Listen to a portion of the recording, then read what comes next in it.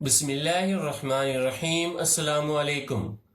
نصیحت چینل کے معزز خواتین و حضرات، ویڈیو سٹارٹ کرنے سے پہلے آپ سے گزارش ہے کہ ایک مرتبہ درود پاک پڑھ لیں۔ جزاک اللہ۔ نصیحت چینل کے ناظرین، دابۃ الارض ایک جانور ہے جو قیامت کے نزدیک نکلے گا۔ اس کے ہاتھ میں حضرت موسیٰ علیہ السلام کا عصا اور حضرت سلیمان علیہ السلام کی انگشتری ہوگی۔ عصا سے ہر مسلمان کی پیشانی پر ایک نورانی نشان بنائے گا اور انگشتری سے ہر کافر کی پیشانی پر ایک سخت سیاہ دھبا بنائے گا۔ اس وقت تمام مسلمان اور کافر اعلانیہ ظاہر ہو جائیں گے۔ یہ علامت کبھی نہ بدلے گی۔ جو کافر ہے ہرگز ایمان نہ لائے گا اور جو مسلمان ہے ہمیشہ ایمان پر قائم رہے گا۔ آفتاب کا مغرب سے طلوع ہونا، اس نشانی کے ظاہر ہوتے ہی توبہ کا دروازہ بند ہو جائے گا۔ اس وقت کا اسلام معتبر نہیں۔ سیدنا عیسیٰ علیہ السلام کی وفات کے ایک زمانہ کے بعد جب قیامت کے قائم ہونے کو صرف 40 برس رہ جائیں گے، ایک خوشبودار ٹھنڈی ہوا چلے گی جو لوگوں کی بغلوں کے نیچے سے گزرے گی، جس کا اثر یہ ہوگا کہ مسلمان کی روح قبض ہو جائے گی اور کافر ہی کافر رہ جائیں گے اور انہی پر قیامت قائم ہوگی۔ یہ چند نشانیاں بیان کی گئیں، ان میں بعض واقع ہو چکی اور کچھ باقی ہیں۔ جب نشانیاں پوری ہو لیں گی اور مسلمانوں کی بغلوں کے نیچے سے وہ خوشبودار ہوا گزر لے گی جس سے تمام مسلمانوں کی وفات ہو جائے گی، اس کے بعد پھر 40 برس کا زمانہ ایسا گزرے گا کہ اس میں کسی کے اولاد نہ ہوگی، یعنی 40 برس سے کم عمر کا کوئی نہ رہے گا اور دنیا میں کافر ہی کافر ہوں گے۔ اللہ کہنے والا کوئی نہ ہوگا، کوئی اپنی دیوار لیستا ہوگا، کوئی کھانا کھاتا ہوگا، غرض لوگ اپنے اپنے کاموں میں مشغول ہوں گے کہ دفعتاً حضرت اسرافیل علیہ السلام کو سور پھونکنے کا حکم ہوگا۔ شروع اس کی آواز بہت باریک ہوگی اور رفتہ رفتہ بہت بلند ہو جائے گی۔ لوگ کان لگا کر اس کی آواز سنیں گے اور بے ہوش ہو کر گر پڑیں گے اور مر جائیں گے۔ آسمان، زمین، پہاڑ، یہاں تک کہ سور اور اسرافیل اور تمام ملائکہ فنا ہو جائیں گے۔ اس وقت سوا اس واحد حقیقی کے کوئی نہ ہوگا۔ وہ فرمائے گا، لمن الملک اليوم، آج کس کی بادشاہت ہے؟ کہاں ہے جبارین؟ کہاں ہے متکبرین؟ مگر ہے کون جو جواب دے؟ پھر خود ہی فرمائے گا، للہ الواحد القہار، صرف اللہ واحد قہار کی سلطنت ہے۔ پھر جب اللہ تعالیٰ چاہے گا اسرافیل کو زندہ فرمائے گا اور سور کو پیدا کر کے دوبارہ پھونکنے کا حکم دے گا۔ سور پھونکتے ہی تمام اولین و آخرین، ملائکہ و جن، انس، حیوانات موجود ہو جائیں گے۔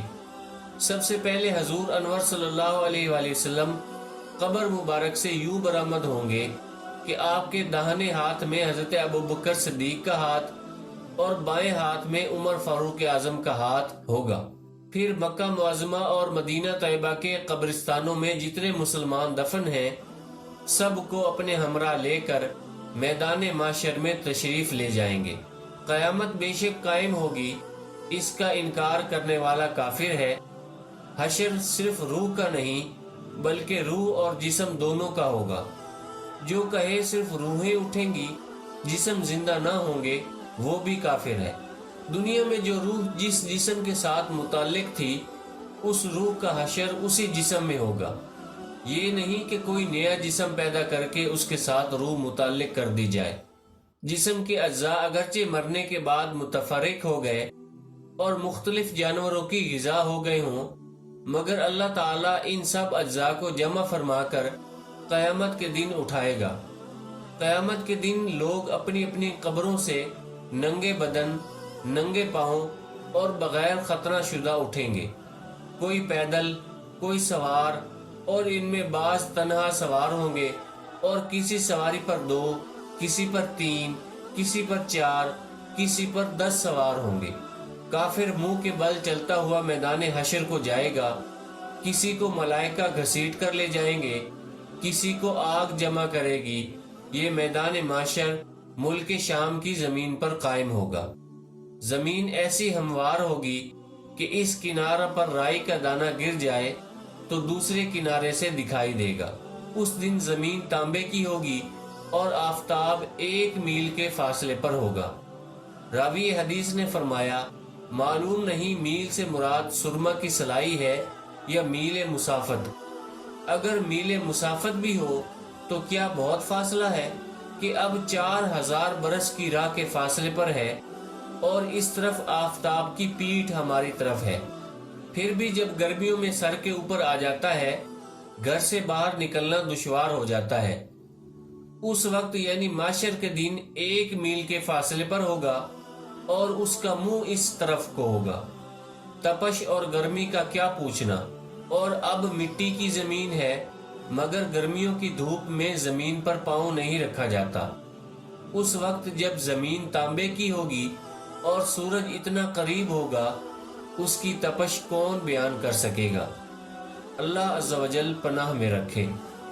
بھیجے کھولتے ہوں گے اور اس کثرت سے پسینہ نکلے گا کہ 70 گز زمین میں جذب ہو جائے گا۔ پھر جو پسینہ زمین نہ پی سکے گی وہ اوپر چڑھے گا، کسی کے ٹخنوں تک ہوگا، کسی کے گھٹنوں تک، کسی کے کمر، کسی کے سینے، کسی کے گلے تک، اور کافر کے تو منہ تک چڑھ کر لگام کی طرح جکڑ لے گا جس میں وہ ڈبکیاں کھائے گا۔ اس گرمی کی حالت میں پیاس کی جو کیفیت ہوگی وہ بیان نہیں کی جا سکتی۔ زبانیں سوکھ کر کانٹا ہو جائیں گی، بعضوں کی زبانیں منہ سے باہر نکل آئیں گی، دل ابل کر گلے کو آ جائیں گے، ہر ایک اپنے گناہوں کے مطابق تکلیف میں مبتلا کیا جائے گا۔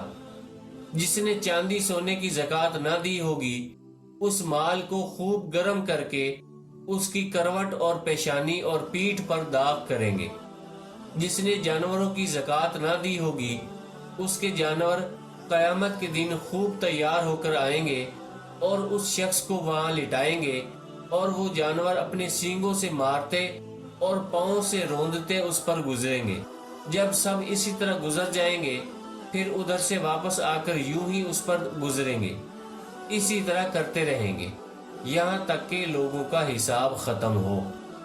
اللہ پاک کی بارگاہ میں دعا ہے کہ اللہ پاک ہمیں قیامت سے پہلے قیامت کی تیاری کرنے اور اپنے نبی پاک صلی اللہ علیہ وآلہ وسلم کے صدقے بغیر حساب و کتاب کے جنت عطا فرمائے، آمین۔ دوستو، اپنا، اپنے رشتہ داروں کا اور گرد و نواح کے سب لوگوں کا خیال رکھیے۔ اگر ویڈیو پسند آئی ہے تو اسے لائک اور شیئر کر دیں، کمنٹس میں اپنی رائے کا اظہار ضرور کریں، اور اگر آپ نے ابھی تک ہمارے چینل نصیحت کو سبسکرائب نہیں کیا تو سبسکرائب کر لیں۔ جزاک اللہ۔